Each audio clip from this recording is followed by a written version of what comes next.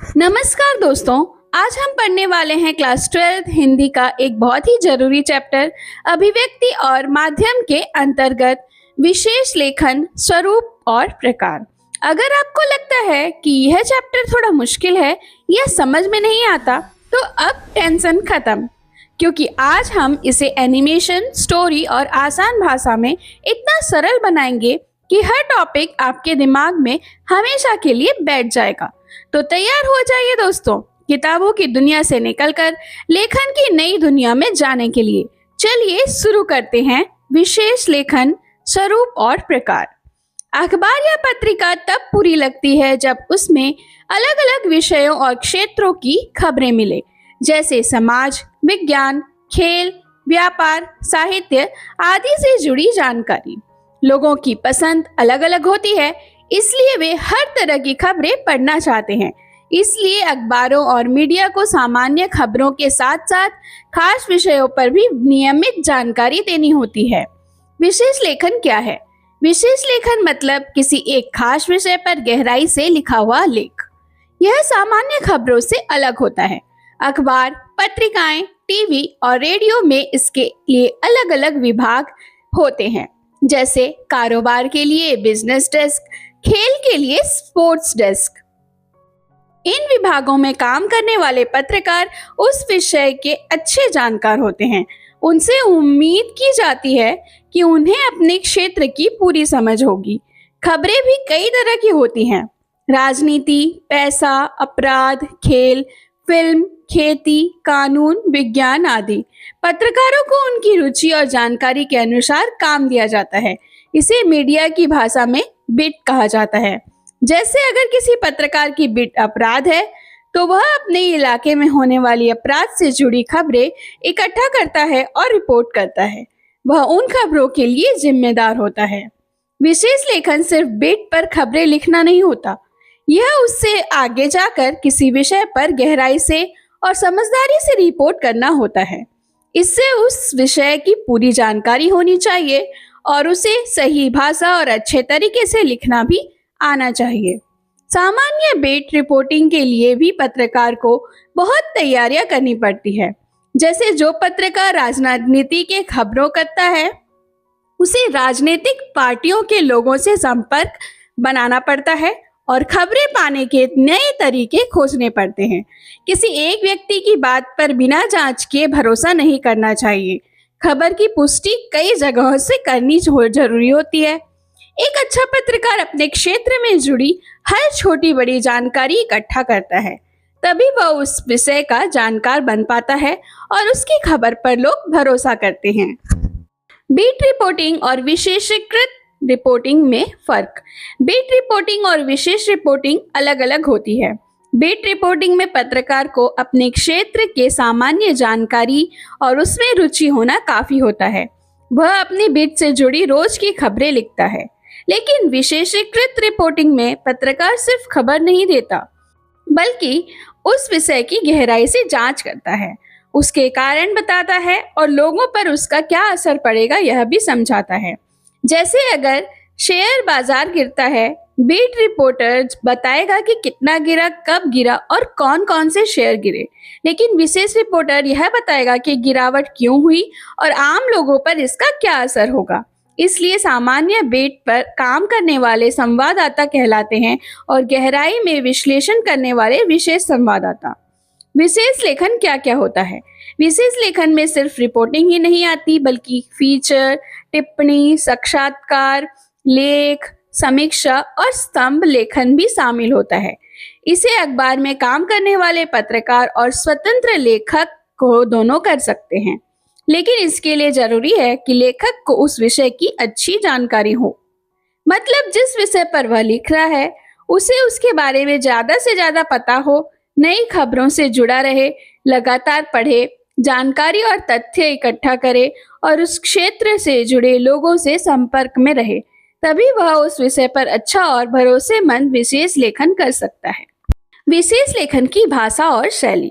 विशेष लेखन ऐसे विषयों पर होता है जो थोड़े मुश्किल और तकनीकी होते हैं, जैसे व्यापार, मौसम, पर्यावरण, खेल आदि। आम लोगों के लिए इन्हें समझाना आसान नहीं होता, इसलिए इन्हें सरल तरीके से समझाने के लिए विशेष लेखन किया जाता है। हर विषय की अपनी खास शब्दावली होती है, जैसे व्यापार में मुनाफा, घाटा, निवेश, आयात, निर्यात, महंगाई, शेयर बाजार आदि।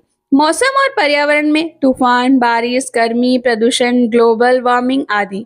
खेलों में जीत, हार, विकेट, गोल, मैच, टूर्नामेंट जैसे शब्द।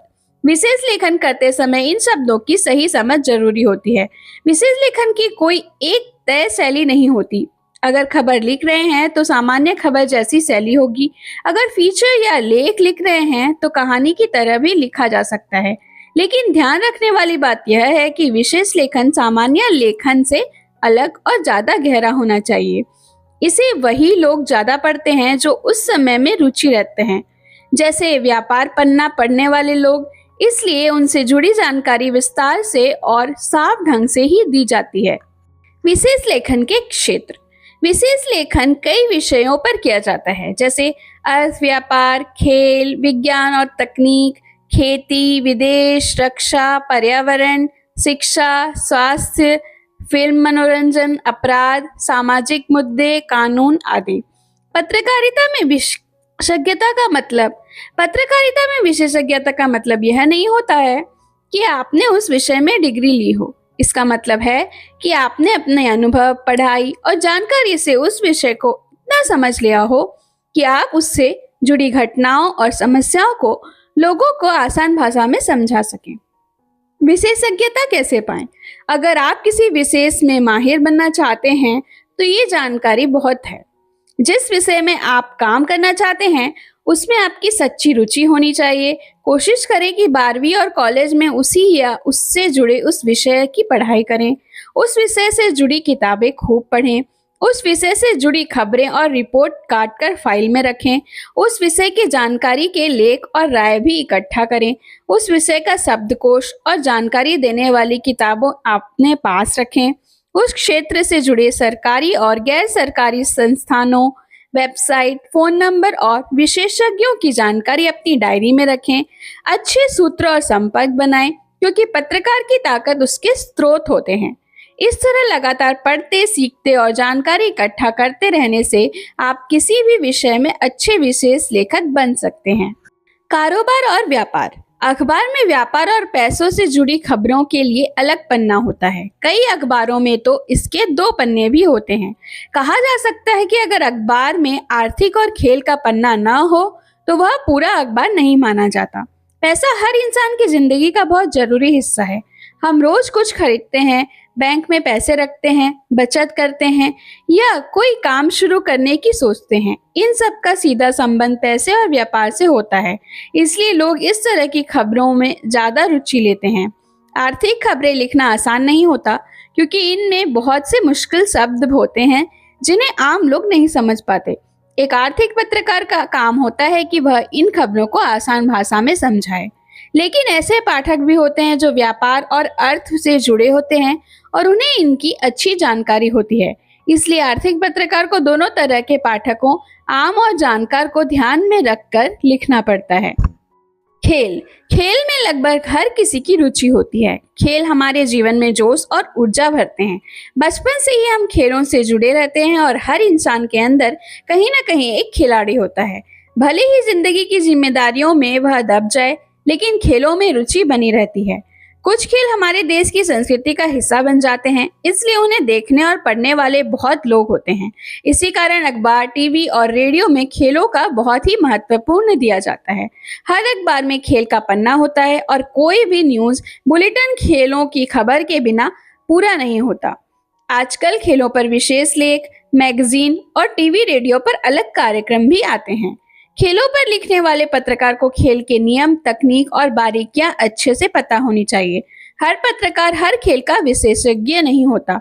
कोई क्रिकेट का जानकार होता है, कोई फुटबॉल, कोई हॉकी या कोई एथलेटिक्स का। एक अच्छा खेल पत्रकार को रिकॉर्ड और उपलब्धियों की जानकारी होनी चाहिए, खिलाड़ियों की तकनीक समझनी चाहिए और इन सबको रोचक तरीके से लिखना आना चाहिए। जब वह मैच, खिलाड़ी या खेल का विश्लेषण करे तो वह भी खेल की तरह रोमांचक होना चाहिए। खेल की भाषा में जोश, ऊर्जा और उत्साह देखना चाहिए। खेल की खबर आमतौर पर पहले मुख्य जानकारी देती है, फिर आगे कहानी की तरह आगे बढ़ती है। किसी भी विशेष लेखन से सबसे जरूरी बात यह होती है कि लेखक यह समझे कि उसका पाठक कौन है और क्या वह उसकी बात आसानी से समझ पा रहा है या नहीं। सही शब्द, सही जानकारी और अच्छा तरीका किसी भी लेखन को खास बना देता है। दोस्तों वीडियो अच्छा लगे तो इस वीडियो को लाइक कीजिए और चैनल को सब्सक्राइब कीजिए। Thank you for watching.